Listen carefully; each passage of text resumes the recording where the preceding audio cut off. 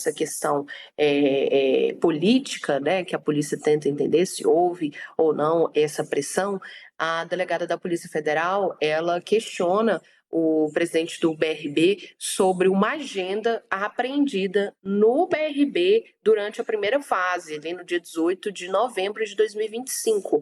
Essa agenda pertenceria à diretora de riscos do BRB, a Luana, e, segundo a delegada da Polícia Federal, tinha uma anotação ali de uma reunião ocorrida em julho, na qual o então presidente do BRB teria falado sobre essa compra de carteiras e, abre aspas, senão o master vai quebrar, fecha aspas. Ela questiona, então, ao ex-presidente se havia essa necessidade de fazer a operação o mais rápido possível numa tentativa de salvar o master.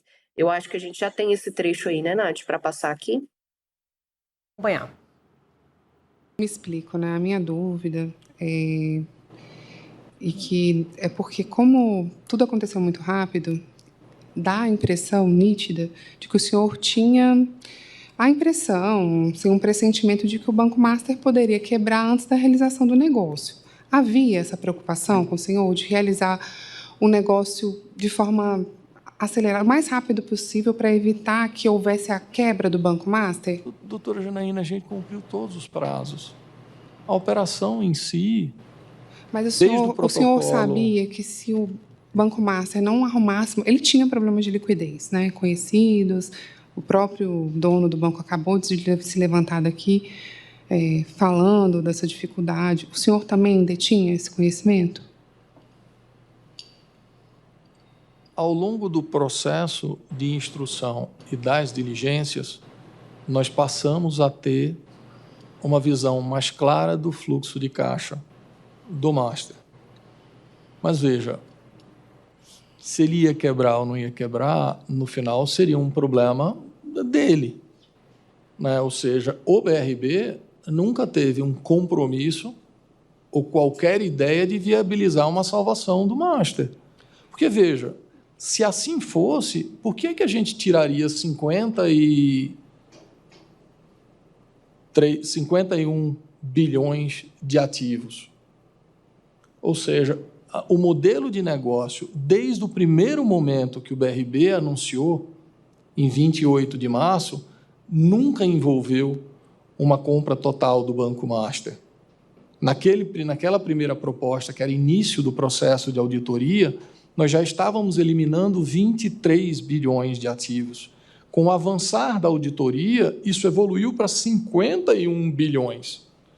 Então, um contrato que tem um conjunto de cláusulas precedentes, que obriga uma reorganização societária, que exclui um volume como esse de ativos, nunca poderia ser tratado como um contrato de salvação do Master. A minha pergunta... É isso, né? Bem esse trechinho aí sobre a agenda, né, Isa? Não, nesse primeiro, a delegada pergunta ao ex-presidente do BRB se havia essa preocupação de fazer logo essas compras para tentar salvar o Master. Ele explica que não, e porque se fosse uma tentativa de salvar, por que a operação de compra do BRB com o Master previa a exclusão de 51 bilhões de ativos? E aí, em seguida, a nossa produção está cortando esse trecho específico, em seguida que ela apresenta essa informação de que, peraí, mas se não for uma tentativa de salvar, a gente aprendeu aqui uma agenda lá no Banco de Brasília de uma diretora que fala exatamente isso. E aí ele explica novamente que não se tratava de uma tentativa de salvar, e que o BRB, segundo o ex-presidente, não sabia que eram créditos de terceiros. A gente tem nossa agora, equipe de viu? produção está preparando esse trecho. Sim, temos. Como eu expliquei para a audiência, a quebra do sigilo foi feita ontem à noite, né? E durante essa sexta-feira a gente vai ver diversos novos cortes, porque dá um trabalhão, né? São muitas horas de depoimentos, depois das acariações. É por isso mesmo que a gente já abriu o acordo e vai falar muito sobre o caso. A audiência se interessa muito pelo assunto, tá mandando um montão de perguntas e, inclusive, dizendo que você é uma excelente jornalista, viu, Isa? Obrigada. Vamos lá, então, Obrigada, agora agradeço. acompanhar esse novo trecho aí do Paulo Henrique Costa, o ex-presidente do BRB. Vamos lá. Pergunta, doutor Paulo, ela tem um motivo, claro, foi apreendido nas buscas que foram realizadas no BRB, na data da operação Compliance Zero, a agenda em que constavam anotações sobre as reuniões da diretora Luana. Ela tinha um caderno, né? E aí, nessas operações, nesse caderno, havia uma anotação nesse sentido. O senhor indicava a compra de outros ativos do Banco Master. A data dessa reunião é posterior à data de toda a fraude da Tirreno, acredito que já em julho, quando ainda era discutida a compra. E na data de 11/7 de 2025, essa diretora Luana, ela faz uma anotação, e eu vou ler aqui, se o senhor me permite. Tá? A anotação foi feita da seguinte maneira: era uma PC de diretoria, como está redigida, participantes: Paulo, senhor, né? Cris, Jaques, Dario, José, M.E. e Diogo. O presidente afirmou novamente que faz-se necessário efetuar as compras de carteiras, afirmando que esses créditos foram verificados e que, se não houver, o Master vai quebrar. Isso não é uma afirmação de salvamento. O que estava acontecendo nesse momento era a substituição de carteiras e a gente precisava, sim, ganhar tempo para que aquela substituição de carteira acontecesse. No meu papel de zelar pelo BRB, eu precisava ganhar tempo para que a gente pudesse substituir as carteiras.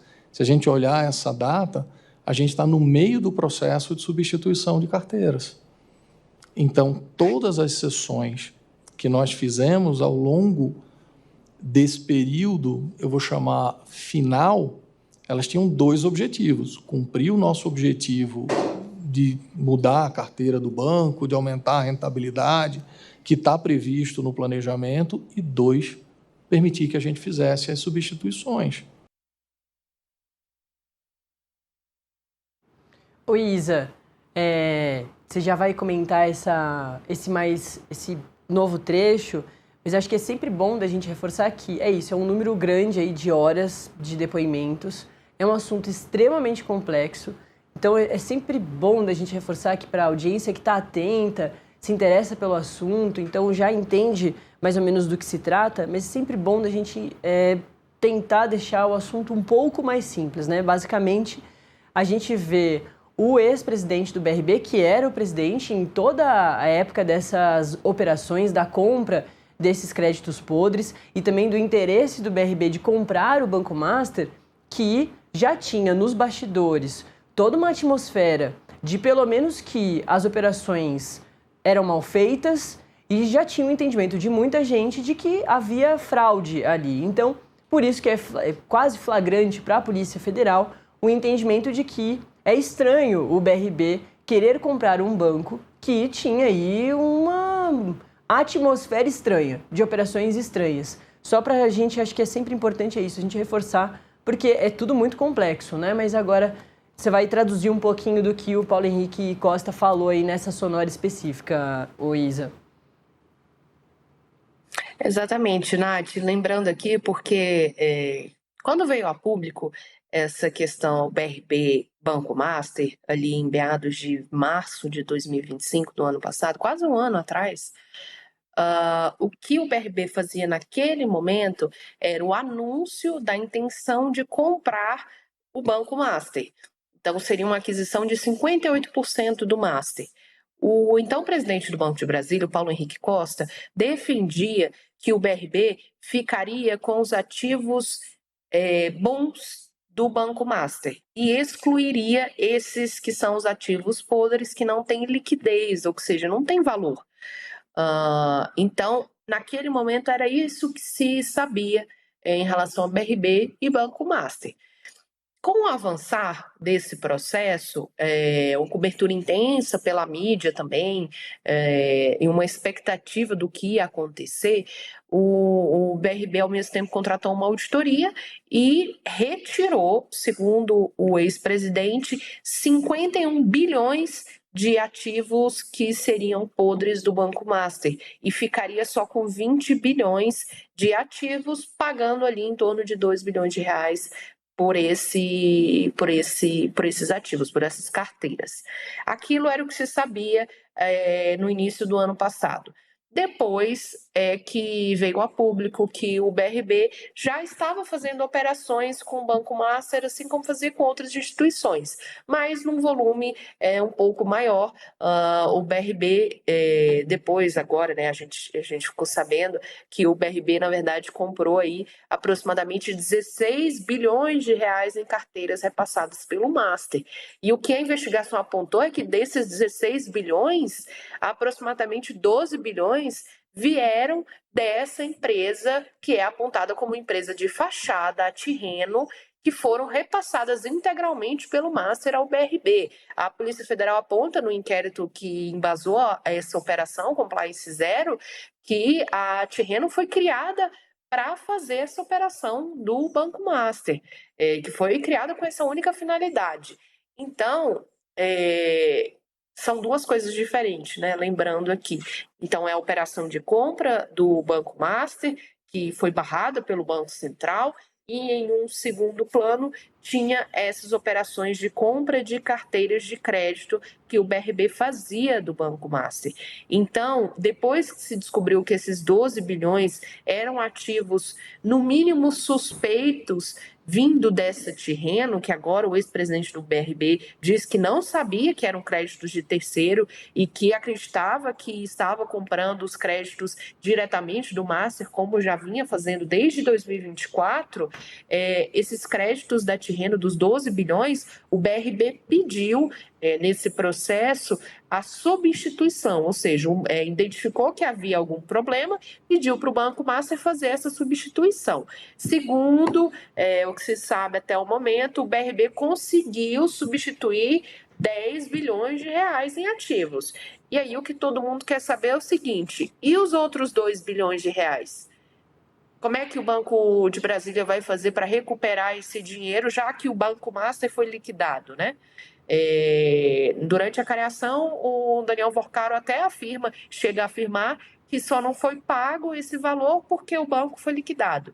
Mas e agora? Como é que fica o BRB? E o que se discute agora com a nova gestão do Banco de Brasília é exatamente como é que vai ser feito esse provisionamento que já foi determinado pelo Banco Central. O BRB precisa fazer um provisionamento, ou seja, precisa cobrir aí esse valor de 2 bilhões e 600 milhões, segundo o Banco Central.